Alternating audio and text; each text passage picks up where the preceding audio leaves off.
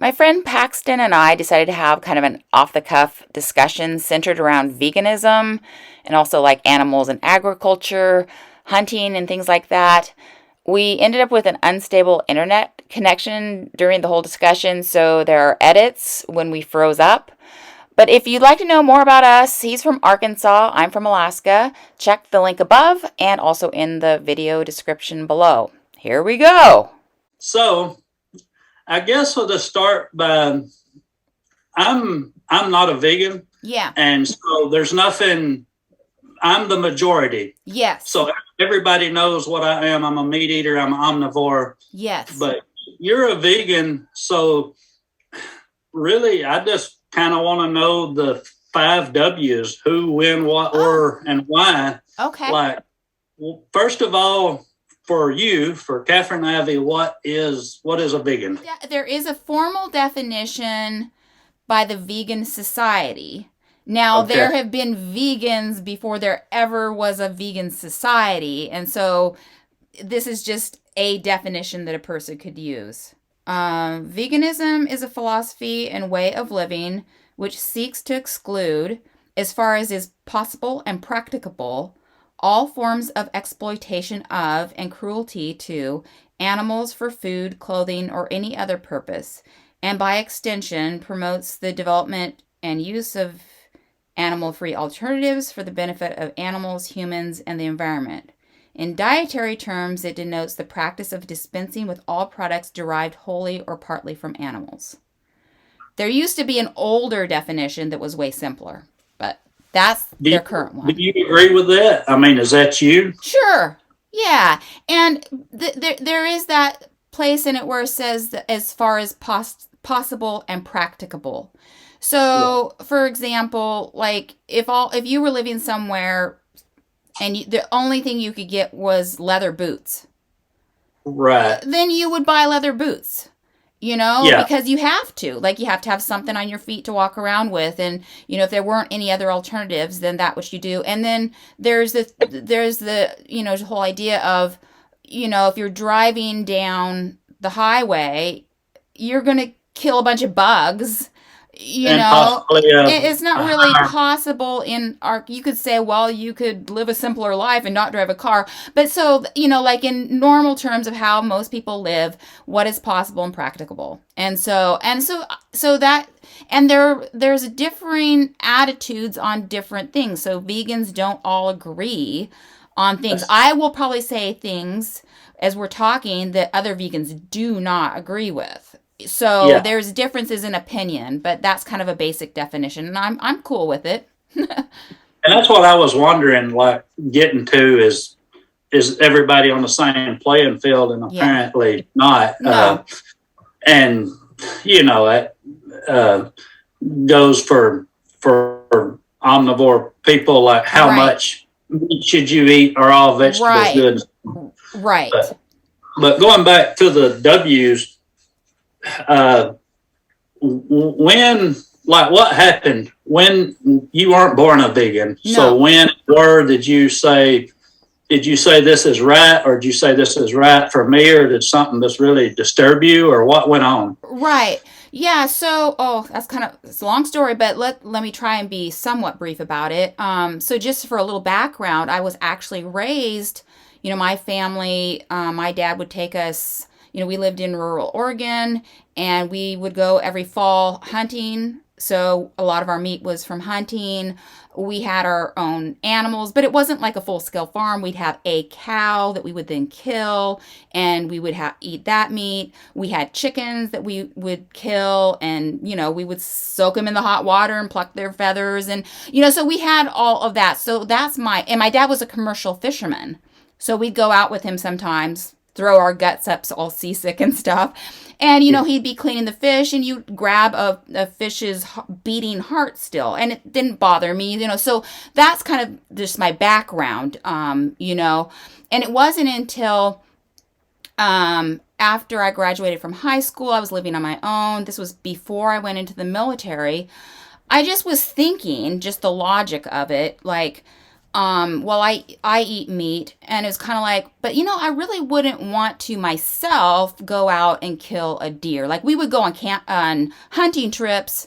My dad at that time was not really patient enough to teach us. Like he taught us how to shoot guns so we could shoot guns, but we'd shoot, little pop cans and stuff like that, and he wasn't really patient enough to teach us the hunting thing, although we went out with him a few times. But yeah, so I mean, I could have grown if he'd been more patient. I might be a hunter to these this day. But so after graduating from high school and I was on my own, I was thinking to myself, if not just dad shooting the deer, if I were to shoot it, would I want to do that? And I was kind of like, no, I really wouldn't. I'd rather the little deer just, do their little deer things and live their little lives, and I'll live my little life, right?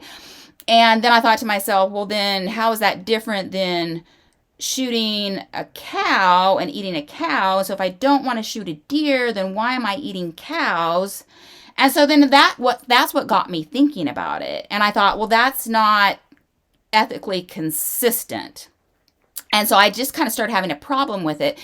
But then I went into the military, which ironically is about killing other human beings. But anyway, I went into the military, and then at that time, it would be pretty difficult to be even a vegetarian, because like when I was in Saudi Arabia, you had MREs, and you just ate what you ate. Yeah, There might be some other options, more options nowadays if you were in the military to be even a vegan.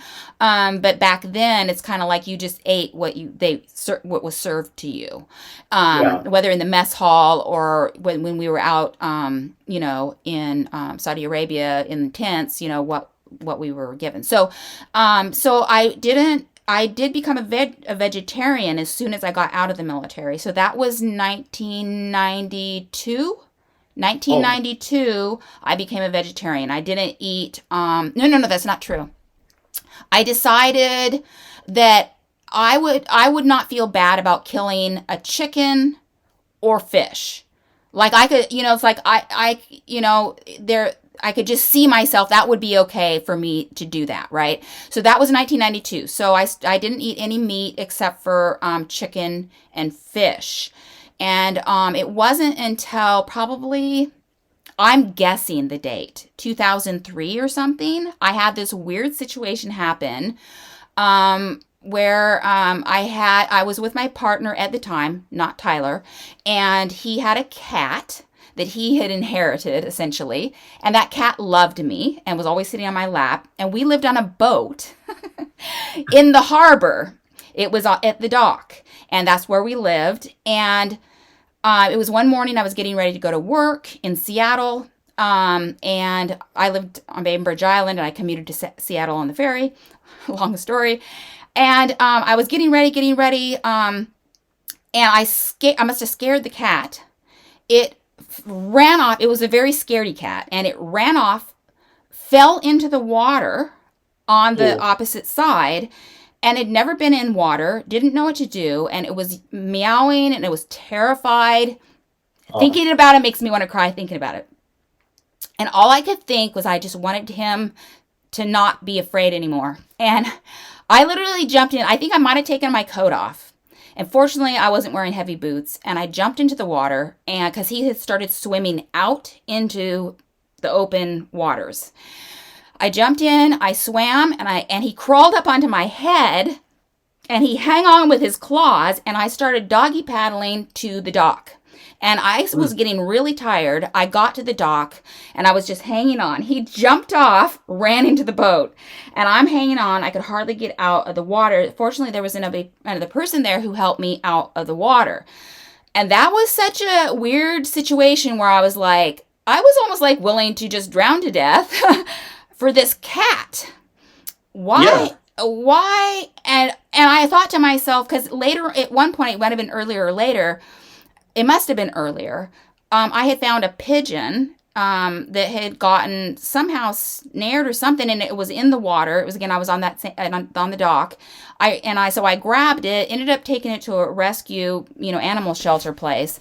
And so I started thinking to myself, why am I even eating birds if I was so caring that I wanted this thing not to hurt anymore and would go to that extent. Why am I doing this? It was such a shock that I became a vegetarian because I wanted to become a vegetarian, but I just like, I couldn't, it was hard for me because I was raised with meat to imagine, not eating meat. I didn't understand, like, that's part of a meal. Like, how does that work? I didn't know. And so, but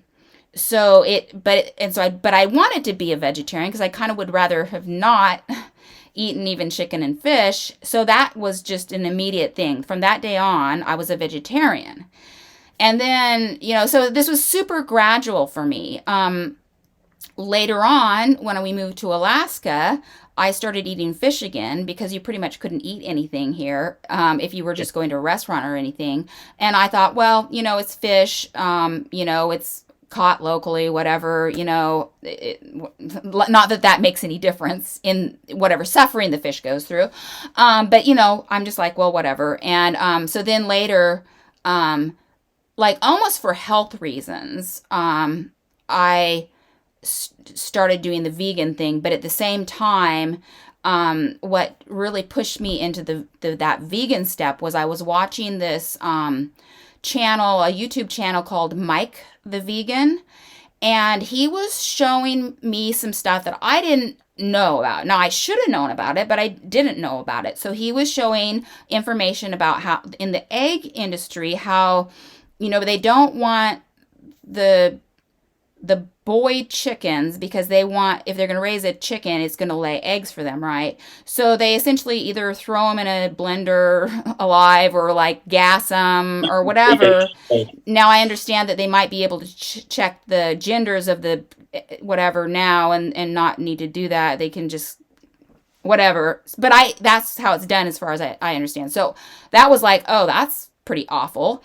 And then I learned more about the dairy industry too. He talked about how the baby cows, if they're the boys always get the short end of the stick, I guess, because the girl cows can grow up to be dairy cows, but the boy cows really aren't. They're not meat cows, and so they'll either kill them at birth or they put them into the veal industry where they don't feed them properly so that their flesh will stay white or whatever, or pink or whatever. Like they want it to be, and so they put these cows in these horrible situations. And there's some regulation of that, but it's pretty awful. And then they kill them when they're young, and I was just like, ugh, yeah, I don't want to do that. So then automatically then that was it. I'm done. I'm vegan now. And I did have some issues where people would tell me, oh, you really need to eat some meat, or you really whatever. And so at one point I was like, well, maybe I should eat some salmon or something like that. And then it just occurred to me, like,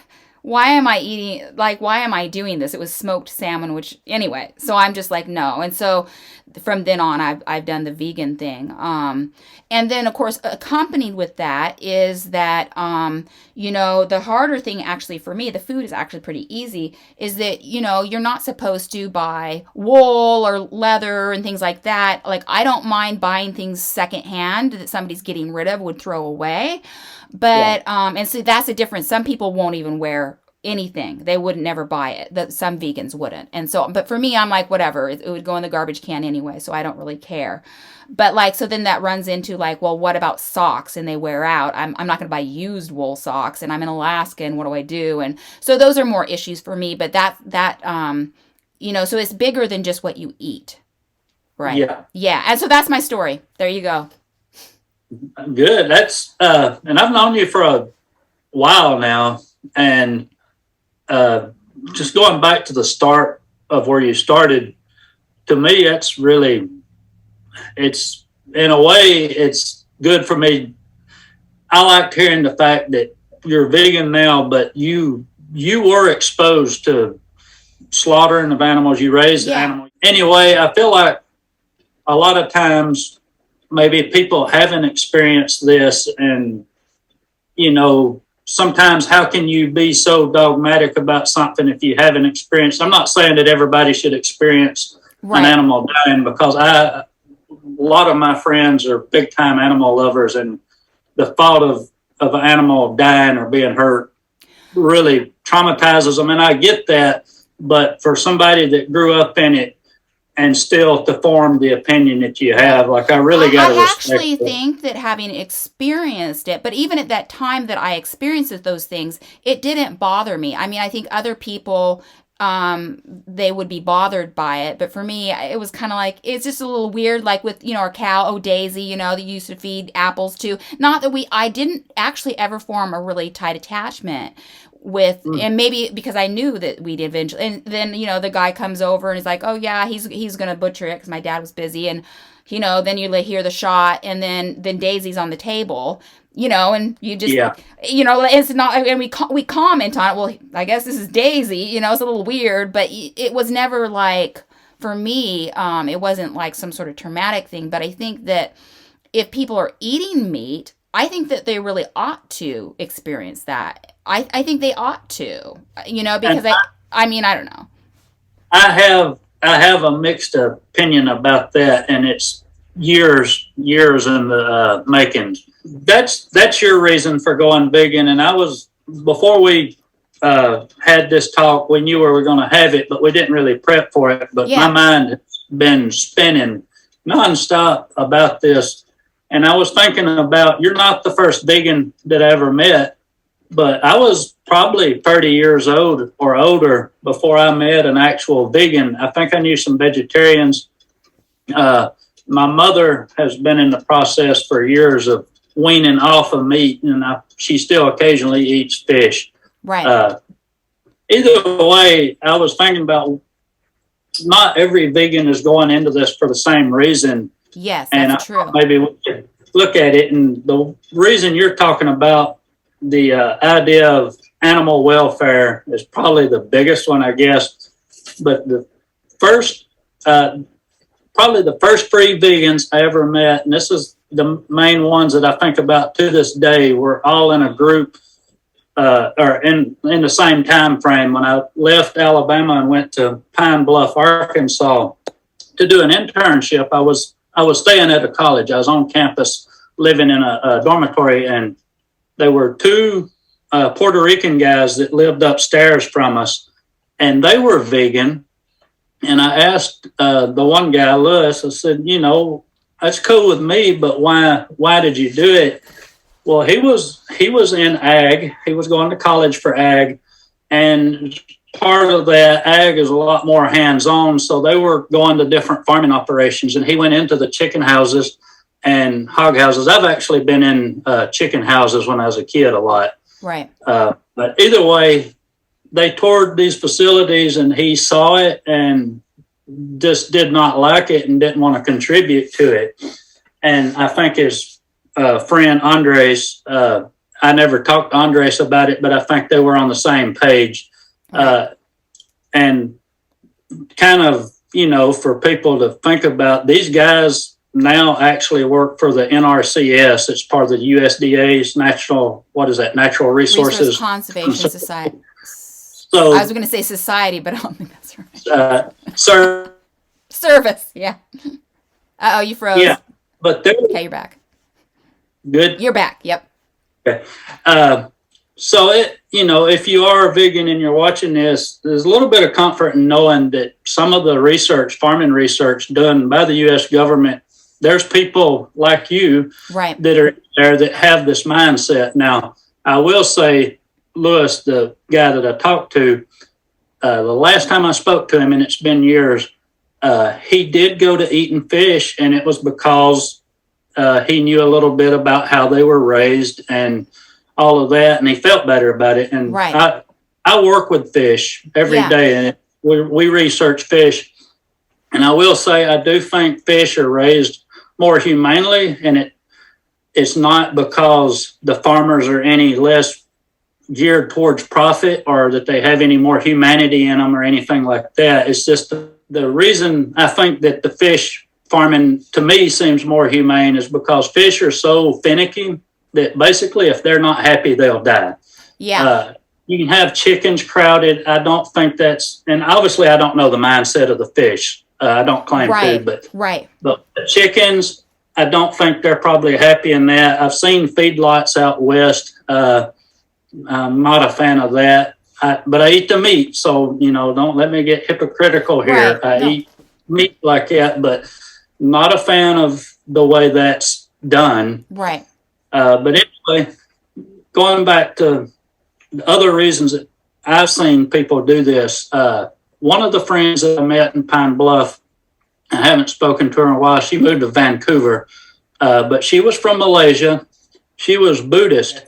I asked her about her reasoning to going vegan, and it was from religion. She practiced Buddhism, and like I said, she is from Malaysia. It's a big religion over there, and she felt that, or she didn't feel, I guess, kind of the principles of Buddhism is to respect every living thing, and that basically resulted in her being vegan.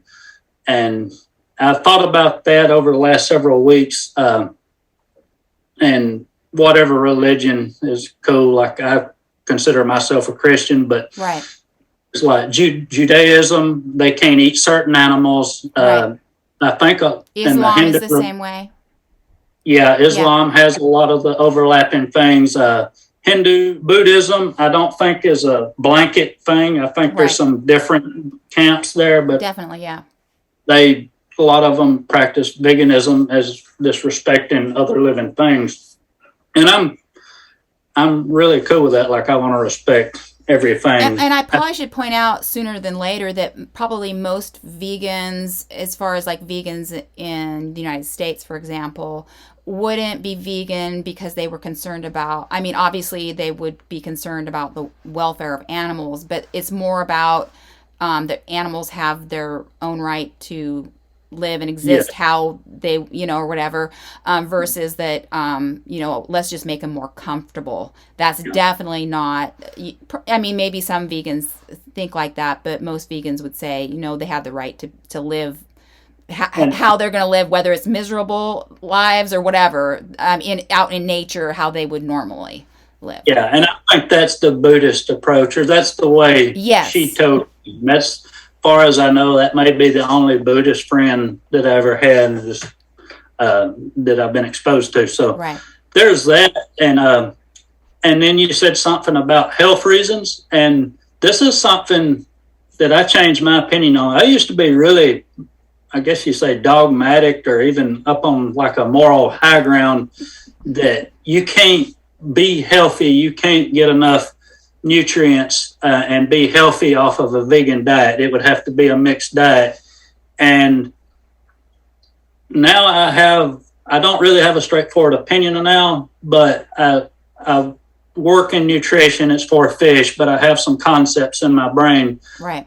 Also am really interested in like human evolution and archaeology stuff. So like all these different human species and how they evolved and what they were eating. I think we are so mixed up that human nutrition, you hear all these things about anything nutrition wise. I think that's so subjective, for one. But if you want to get into a vegan can't be healthy, Alex Honnold, I don't know if you know who he is. No. That's sort of what made me say, okay, bullshit. Because Alex Honnold was a dude that was in Free Solo, and he climbed up El Capitan with no ropes, no nothing. That dude. 4 hours. Okay. He's a vegan. If that dude's not healthy, there's not a healthy human being on this planet. Like, to me, he's probably in the top 5 athletes of all time. So bullshit on that. Right. But I don't know that I could function at full capacity on a vegan diet. If I did, I would have to really watch it. With that being said, I still have to look at my diet constantly and adjust it, because I do tend to eat too much meat. So for me, I feel like there's a balance, and I don't know what you think about that. I think, definitely, I've seen and known enough. Well, in my personal life, I don't have vegans all around me, but I don't know if I know one vegan in town, but just the people online and stuff, that people can be, people are healthy. I mean, you would say that because they're not getting some of the bad things in some of the other foods, like,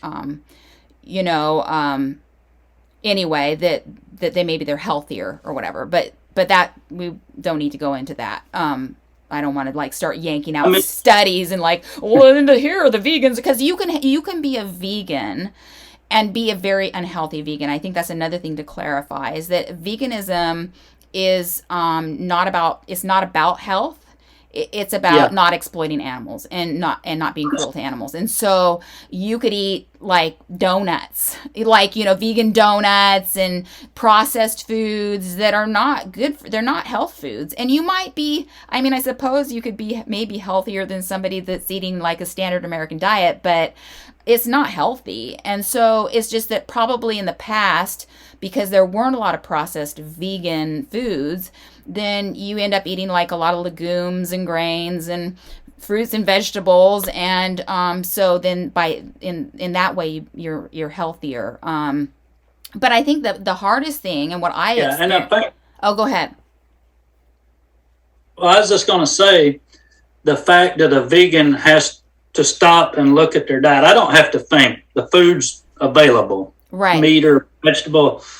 McDonald's, go to the grocery store. I don't think about it. I just get it. Where a vegan has to consciously think about everything, and they're more likely to make a good decision rather than eating crap. Right. I don't know It's how it is there, interesting but though, here, because when you've been a vegan for a long time, you really don't have to think. Everything that's in the cupboard is, you would have to think if you were going, like if you didn't live in a big city where there are like vegan restaurants or vegan options when you go out and you're getting hungry or whatever, then you might have to think about packing something. But like if I were to go out to a restaurant, like I couldn't get it. I mean, I could say, well, give me a baked potato, I suppose, hold the butter, but I can't get anything, but as far as like my day to day, I don't typically eat out. In fact, I hardly ever. And so I have all my foods. And so for me, it's not a thought process. Like I don't have to think about it. I just, yeah. So it's easy. But if you were to get started on it, for me anyway, it was, I didn't know how to eat, because a main part of a meal was meat. And so like, how do you eat? And so I think in a lot of ways, that's the hardest part, is just yeah, like, if you've been raised a certain way and that's how, and say you learned how to cook that way, that's the hardest part. But once you're a vegan, you've been a vegan for a while, it's not hard unless you're traveling in a place where it's weird. yeah. Yeah.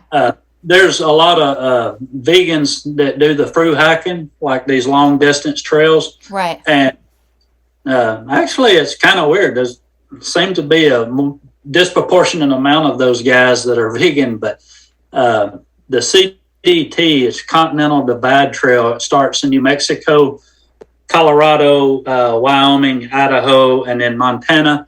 And the guys were saying, like, when you're in Wyoming, it was really hard because food supplies were hard to get anyway. And then Right.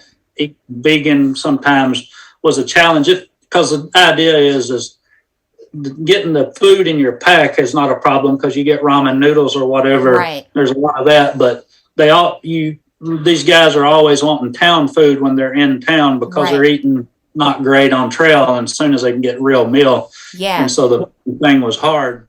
So back to my tangent. Yes. And this is something really new that I've been hearing about in the last few months. I thought it was crazy at first. I still think it's a little crazy, but there's a lot of people going to this all carnivore diet, or mostly carnivore diet. Yes. Now, pretty much every name I'm going to mention is controversial. So, like, somebody's going to say, oh, he's crazy anyway. But, like, Jordan Peterson. he's the man. He's the one I'm talking about. So he's controversial, but he doesn't claim to be a nutritionalist on that. But I kind of believe what he's saying. But in the context that he's saying it, apparently him and his family, daughter and his wife, have these really immunocompromised, like big time. Right. And that's not, it's not normal, or it's a health issue. Yes. I can believe that, yes, maybe there's something there. Like I said, this guy doesn't claim to be a nutritionalist. He just knows that it's working for him. Right. Joe Rogan, another controversial kind of guy, he's doing it.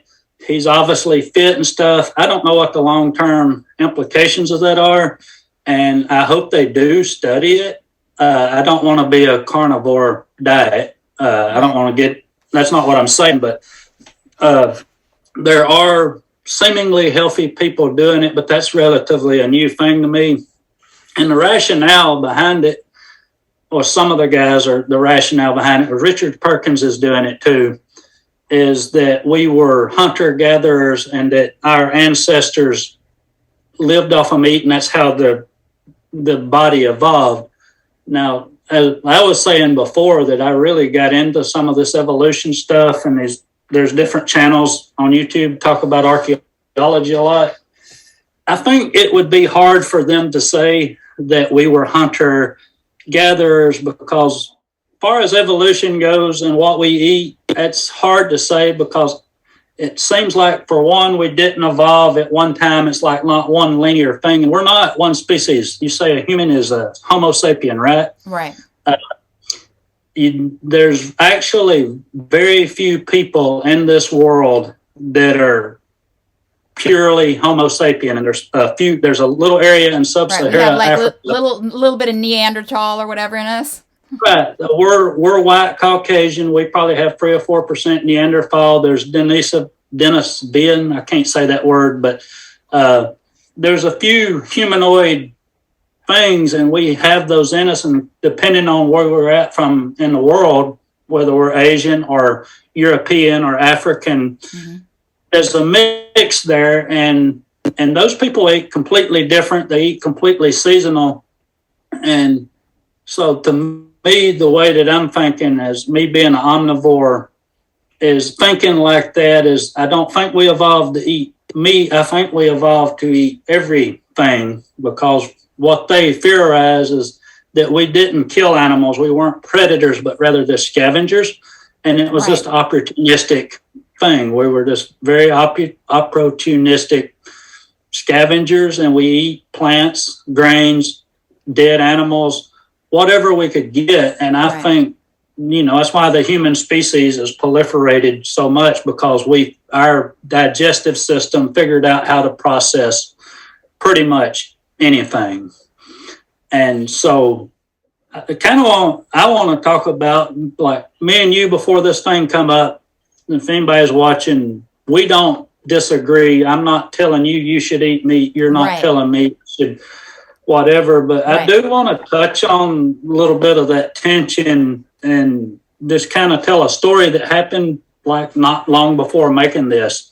I'm not going to say whose name it is. That person may be watching this, but just out of respect to them, we were talking about a month ago, and I said something about hunting animals, and because I eat a lot of wild game, I don't really hunt, but people give me stuff, and I eat a lot of that. And either way, put this in context, we were probably already in a little bit of tension. I'm not going to tell the whole story, but we had reason to be tense. It was a long week or whatever, so we probably got a little heated when we probably normally wouldn't. But anyway, I was talking about hunting, and I just said, hunting animals is not wrong. And this person said, yes, it is, and got kind of mad about it. Is this a vegan or an omnivore? For the most part, a vegetarian. Okay. No, it wasn't a matter of farm raised as opposed to hunted. This person just doesn't agree with eating meat. Okay, got it. Yes. So anyway, we calmed down after a second about what was said. It is wrong to hunt animals, and I saying no, it isn't.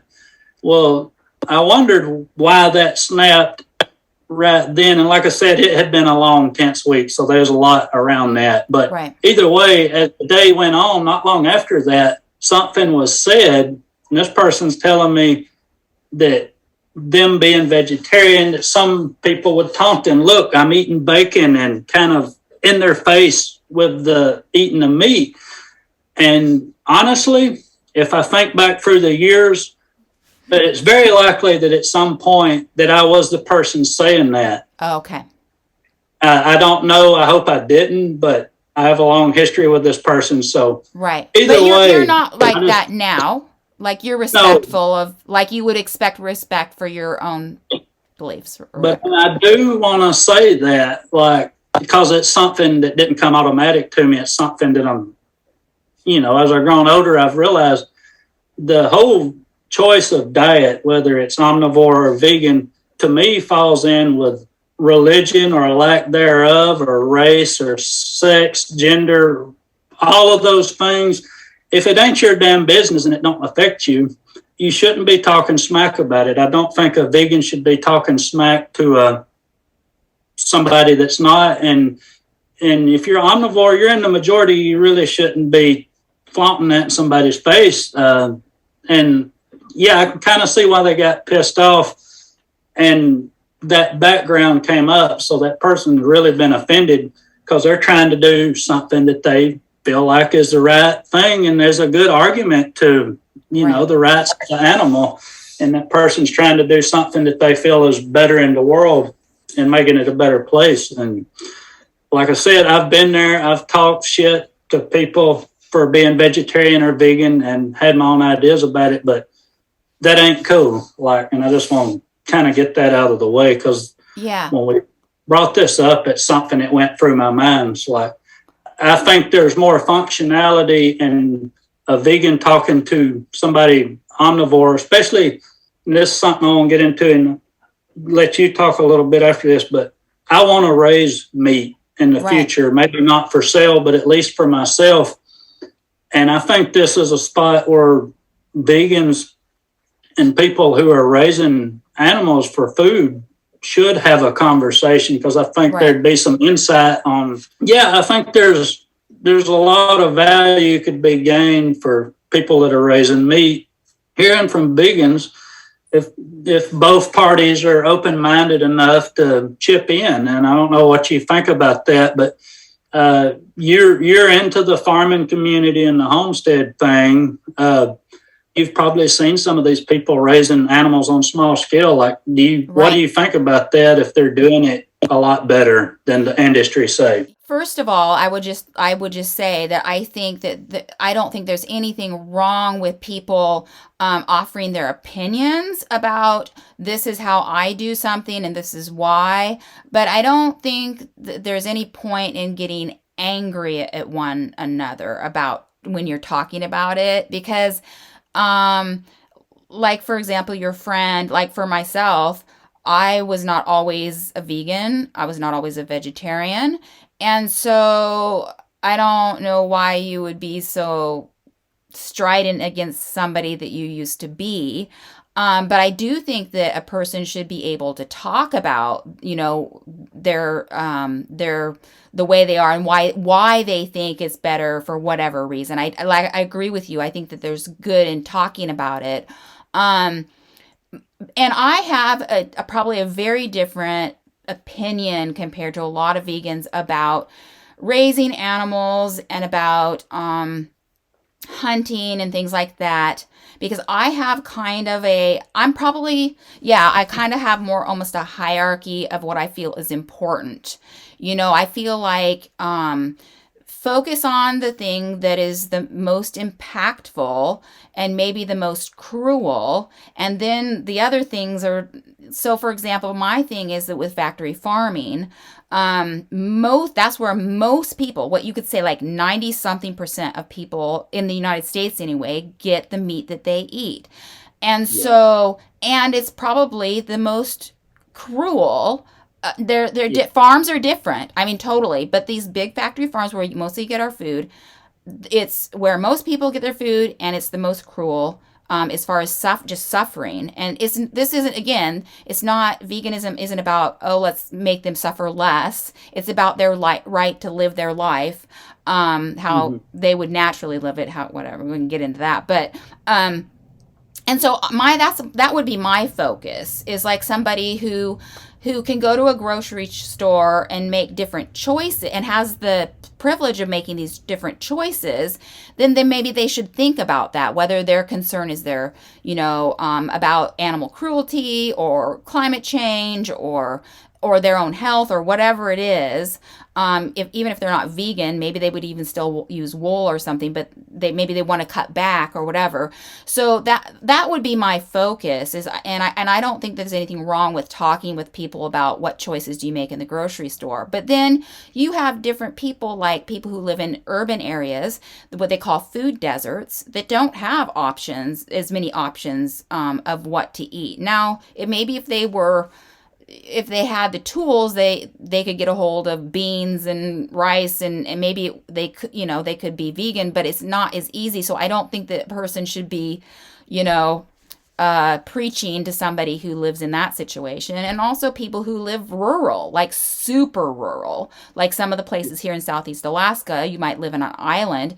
If we didn't get a barge coming in, which comes in once a week here, and we're lucky to get that, Yeah. there's places that don't get that, then it would probably make sense to know how to live in that situation where you could feed yourself. So I am not going to sit around and tell anybody in Alaska not to go hunting or fishing. Like that's just like that's just no. That is, but at the same time, if you're going into town to get your toilet paper, Yeah. then why not buy a thing of beans and rice? But I mean, it's Yeah. again, that could all get cut off, and you'd be having to wipe with thimbleberry leaves or whatever, and then you'd need to know how to live and feed yourself. And that's why I'm working on it, because I'm in a situation that if we didn't have a barge and we ran out of food, what would I do, right? And so I want to get into the situation where I have enough potatoes and carrots and things like that. I would really like to be able to feed most, and then I have bins of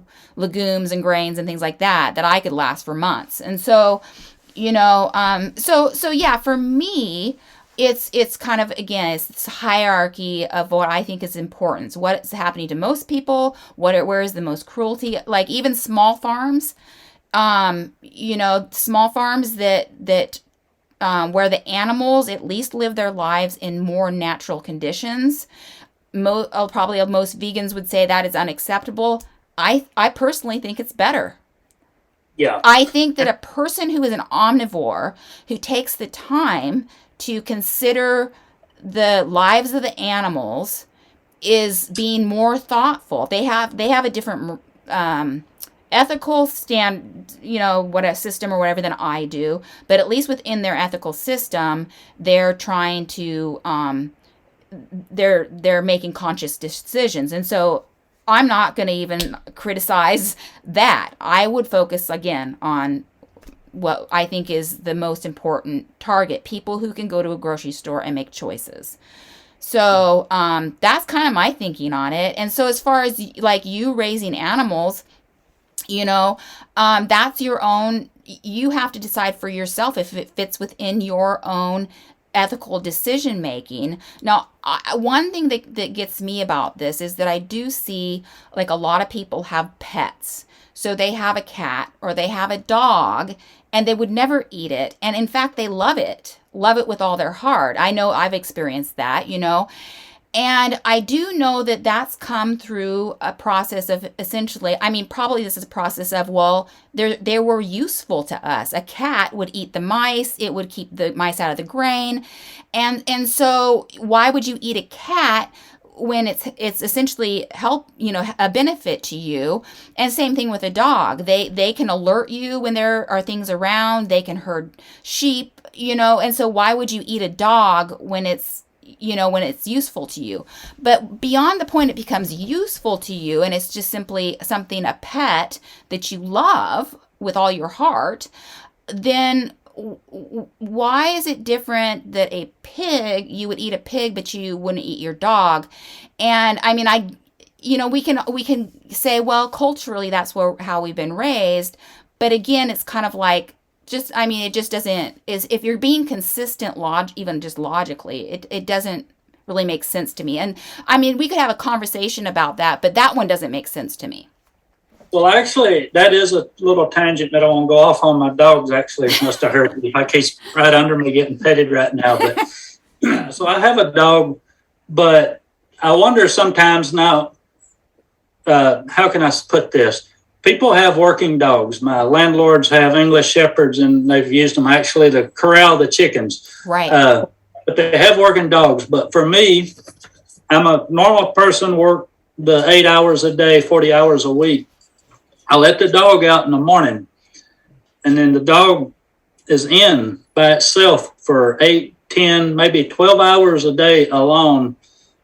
In my mind, and I'm not downing nobody because I'm doing it, but I see that as a little bit maybe more cruel than raising the animal, assuming that you raise the animal the best that you could and it's a pretty natural lifestyle, and assuming that the way you put the meat animal down, like the way that you kill it Right. for slaughter, is as fast and as humane as you could be. Right. I almost feel, and this is just something that's dawned on me in the last few years, but keeping these dogs in unoccupied, and because I only have one, so they're not interacting with another dog, that would be torture for me. Lock me up in a room with nobody for 8 to 10 hours a day with nothing to amuse myself. Right. I don't know that I wouldn't rather die and be eaten. Right. And then I think about pigs are considered at least or more intelligent than dogs, which is why they end up chewing the tails of they get crazy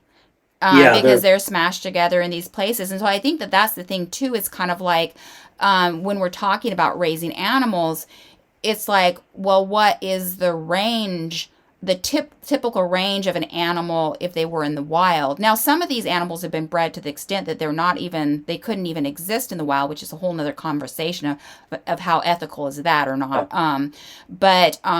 Yeah, so that and then you start thinking, well, if you're going to make if it's going to be economical for you, now, like you're talking about maybe just feeding yourself, but if somebody's raising animals to kill and sell, then they're still not, like even a fish, like we think, well, it's a pretty big pond and so they're whatever, but I mean fish, well, like salmon, well, they're migrating, so maybe that's different, but they have a huge range. And so if we were to give these farm animals the range that they would want or need naturally, and be able to find shelter when they need to, and find the food that they need to in summer and winter, then it becomes almost not economical you have to keep them. And that's why these factory farms do that, because it's not economical to give them the range that their nature requires. That's something that I actually am getting into really big. And for the most part, what you're saying is true about it wouldn't be profitable to give them room the way that they need it. But there's farming practices now. People came a long way with this, and I've actually got some books around me. I don't have the main one, but there's people like Joel Salatin, Gabe Brown. I've got Richard Perkins' book. So yeah, and that's what I want to do when I get back to Alabama. Is I want to start small with smaller animals such as chickens and rabbits. And you have basically, people have figured out how you have portable systems. And the chickens are a little bit confined, or whatever animal. This kind of goes for all of the animals that I want to raise. They are in a little bit of a confined space. So they're rotational, they're moving, so they're on fresh, clean grass every day, as opposed, I've seen chicken houses, feedlots to cattle are this deep in cow shit. Right. So not really ideal. And this is completely different. And for the chickens and say if I had goats or sheep or cattle, doing it in this way would be mimicking the wild way of doing it. So they talk about buffaloes as the biggest analogy. The buffaloes were continuously moving because of predators, and they were also group tied together for that herd safety. And right. So that part of it is natural. Now, we would be doing it with fences, but being very conscientious of where we're moving them and how and why. These animals would be getting as close of a lifestyle to, say, the bison on the plains as we could humanly give them. Right. And I'm content with that. And I want to get that part right. I have raised chickens in the past. I've killed chickens and eaten them. I've eaten eggs. I've done that whole thing. I've done rabbits. I've raised rabbits and killed them. And all of that, I felt like I did okay at the time, but I've learned a lot since then, and I feel like I could do it a lot better. Especially, I'm more focused on the slaughter part of it being more humane, Yeah. because I felt like I did do okay with the living conditions of the Right. animals. But that's what I want to do. What my goal is with the putting the animal down is I would like to do it in a way that they're living their peaceful farm life, and hopefully, if I could do it in such a way that they were living and then they Right. didn't even know that they had been attacked. Right. Now, that could be hard to hear for some people, but I'm content with that, and I Yeah. think part of it is I'm for That's myself. how I felt when I was talking about, like, I would still eat the fish and the chicken. I felt like you could do that, and but of Right. course, in that I wasn't doing it. So for me, it was being hypocritical. But yeah. Yeah, and the reason that I'm comfortable with that is I'm fairly comfortable with mortality. Now, if Yeah. these were animals were going to be immortal and live for hundreds of years or forever, I would probably think about it different. Because, for example, I wouldn't cut down a sequoia tree. I Right. couldn't bring myself to do it. I'm not downing anybody who has, but Right.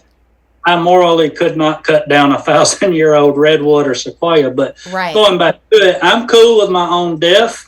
I hike a lot, and when I was in Wyoming, for example, my tent was put up right next to piles of bear crap, Right. and I thought about that when I was out there. And if I got killed, maimed, or eaten by a bear, that's not my goal. I don't want that to happen. But Right.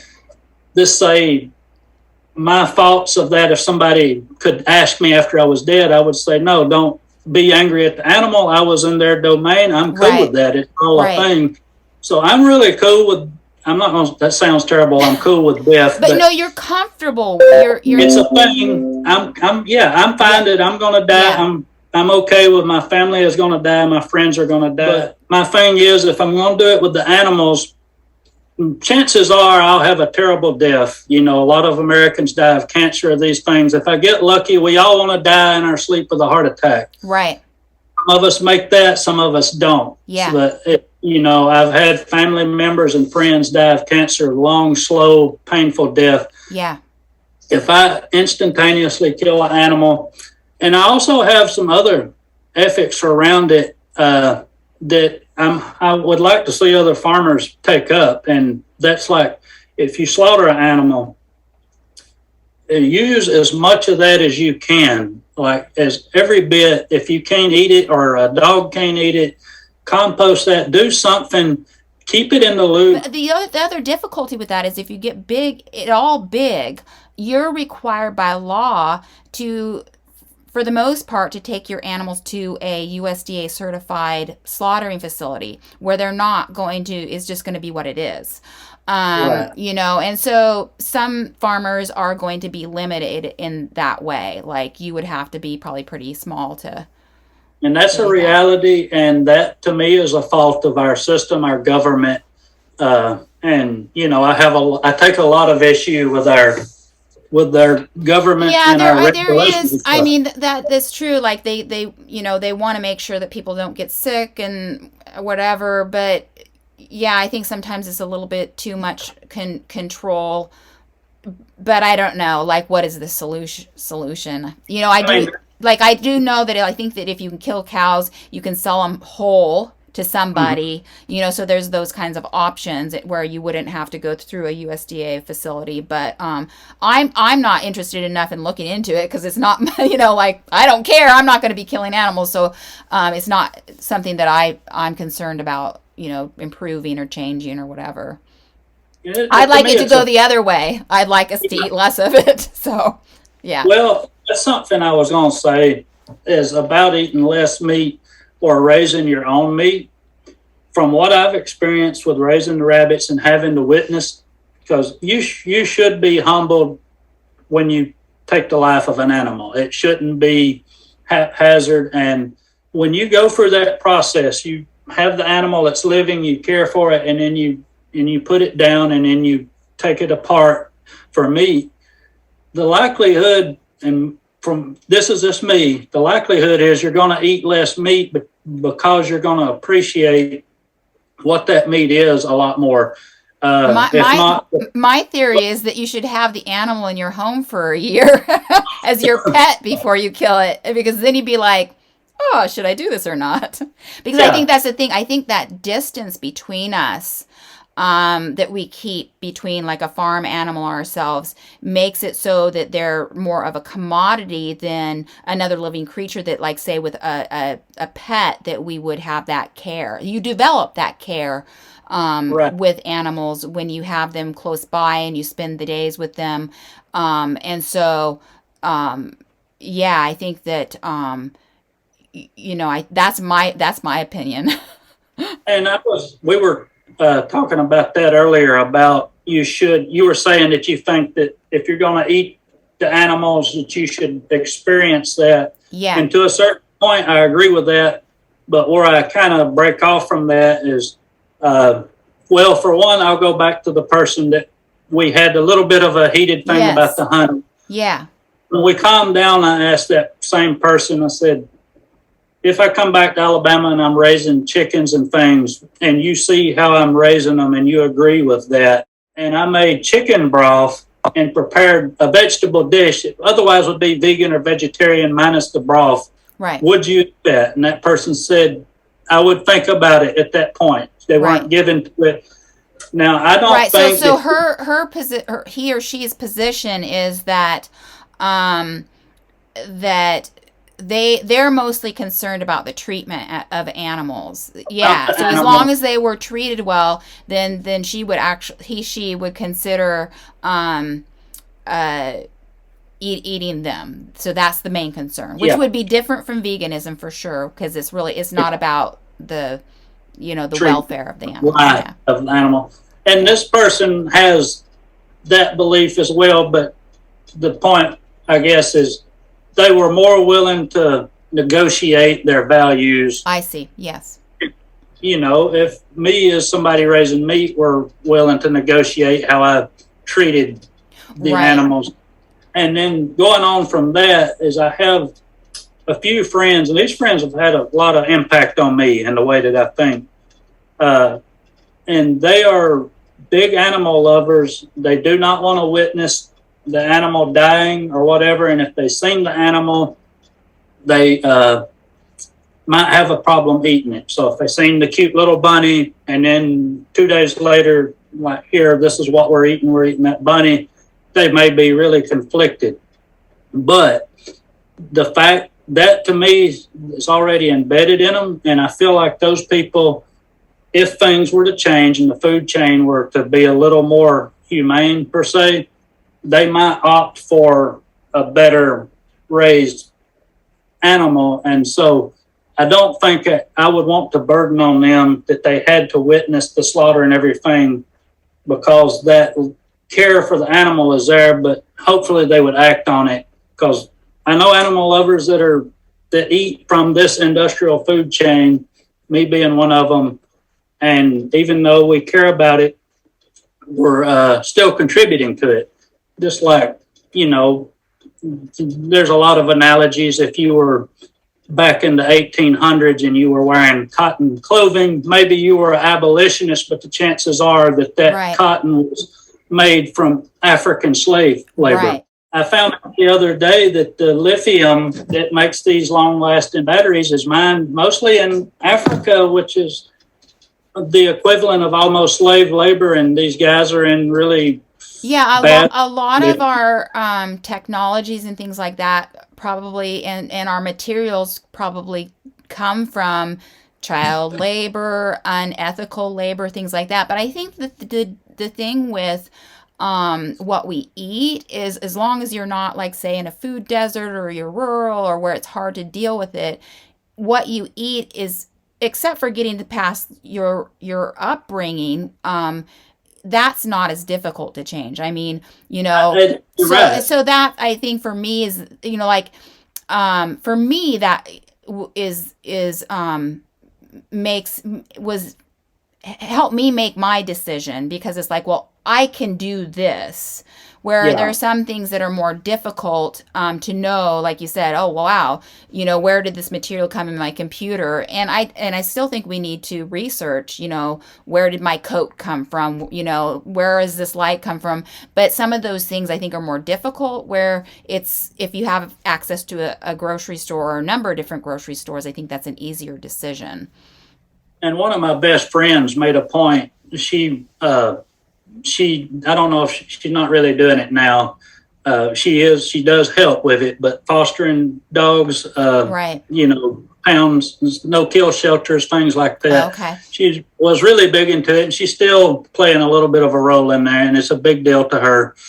And people would tell her they're giving her a hard time, saying you could be putting that effort towards humans as opposed to dogs. And Mm. what she's saying is, if every person did something to make the world a little better, it for one, they would be occupied with good, so we Right. wouldn't be so pissed off at each other. And you're into animals, you're into people, you're trying to do something about child labor. I would love to do something about child labor, and maybe one day I will, but right now I don't have the knowledge to tackle it. But if I can do something to make the food system a little better, I will do it in my way. Right. Your veganism is contributing in another way. Right. I guess maybe this is one of the last things that I'll say that I was opinionated about. The way that I want to raise the animals in this big pipe dream that I have, if it works out the way I want it to and the way I've researched it, it would be very ecologically sound. It would actually regenerate the land, and for the ecosystem surrounding the place where I'm growing vegetables and animals, the native plants, animals, birds, whatever, would benefit a lot from that, and it would be better than, say, if I just left it alone. So one of the things I was thinking, and maybe most vegans are conscious of this, I don't know, because I don't know many vegans, but say I'm a vegan and I eat soy products, so I'm living in row crop country. Right. Should they be conscious that if they're just getting conventional soy or whatever, they're not killing an animal, they're not eating animal products, but the way that the soybeans or the corn is farmed is just wreaking havoc on all sorts of ecosystems here locally, and then flowing into the Mississippi Delta, Right. All creating all the huge pesticides and fertilizer. herbicides and things and fertilizers that go off into, if it's not, yeah. Yeah. And I'm on ground zero, and it's real. Like this, the Yeah. way that, and I'm eating the same food. So I'm not preaching, but Yeah. so are the vegans, or should the vegans be just as conscious about how that's going on, or that they need to seek out organic soy products or protein products, or what do you think about that? Like, what's the Yeah, approach? no, I absolutely think so. Again, like, if you're in a place where you can't get organic stuff, then, or maybe you're extremely poor or something like that. And in those cases, I think that, you do your best you can. I think that by being vegan, you're already taking a huge step that most people won't do. And so it's already a huge contribution. So I guess I wouldn't worry about that so much. But I do think that a person, if they have, those options, they should consider, buying, or because then you're not only thinking about, not exploiting animals, you're also thinking about, impacts on the environment. And I think that we should always try and do the best we can. And I do find that sometimes vegans say, oh, whatever, organic, it doesn't matter. But I don't, I think that if you can, I think you need to think about that. And again, it's just oftentimes an area of lack of knowledge. People don't realize what goes into conventional farming. You see that, and Yeah. so, but a lot of people that don't live rural, and I think that is a problem with our urban rural split, is that, and a lot of these contentions that we have in this country, is that we don't have an understanding of how it goes on in both communities, and what's going on. But yeah, I would say that a vegan already taking the step of doing what they're doing is, a big deal. And it's not like vegans think that somehow what they're doing, it has no harm. They just realize that, Yeah. at least, well, they're not because most soy is grown and corn is grown to feed to animals, most of Right. it, right? Yeah. And 80. so if they're just eating the soy, then obviously they're going to be byproducts of the farming that are going to kill or harm, but they're doing less of it, to the extent practicable and possible. And so that's kind of my thinking on it. I don't think that we should expect perfection out of vegans simply because they're vegans and they've taken a stand on made one step, right? But that's kind of my opinion on Yeah. that. What you're, then that's something too, is I keep saying should and you say should, and I know you, so I know how you feel kind of about it. It's not that we should, there's lack of education, and then there's knowledge becoming available, and it would just be nice if all of us, whatever side we are, vegan or otherwise, and for all other things really, politically, religiously, Yeah. whatever your beliefs might be, it's not a matter of you should do this, you should do that. There's some Right. things that you shouldn't do, obviously. Like, Right. I think that in society, we have already agreed on certain things about, yeah, you can't kill except for like in self-defense or in war. I mean, we have limits on what that is, and they're legal. There are limits on right. things that you can and can't do, and we know that that's considered moral and amoral. And, but then there are things that are changing, and what's considered right and what's considered wrong is in a gray area. And I think Yeah, that we need to talk about those things, but I think that and some, honestly, sometimes I think that that it's hard to be civil. Like, I yeah, know that there's, like, say, some vegans who are much more they go to the slaughterhouses and they protest and they listen to the pigs scream as they're killed, and so when you're experiencing that daily or weekly, I think that it's harder to be civil about something.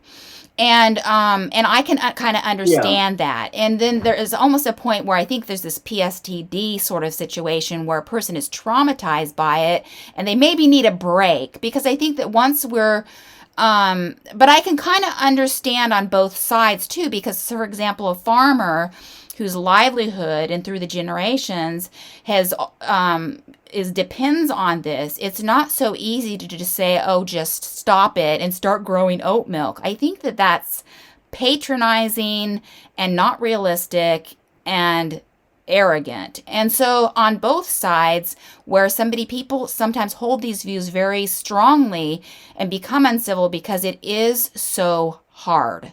And, if anybody's watching this, me and Catherine we practice differently, but I feel like I have more goals in common with you Right. and with me than Yes. the little difference. We have way more in common if we can reach out and talk about things. Yeah. Yeah. Then I And don't know. I think it's super important. And I don't know if that's the way to end a talk about veganism, but I'm like, let's do this for the whole country.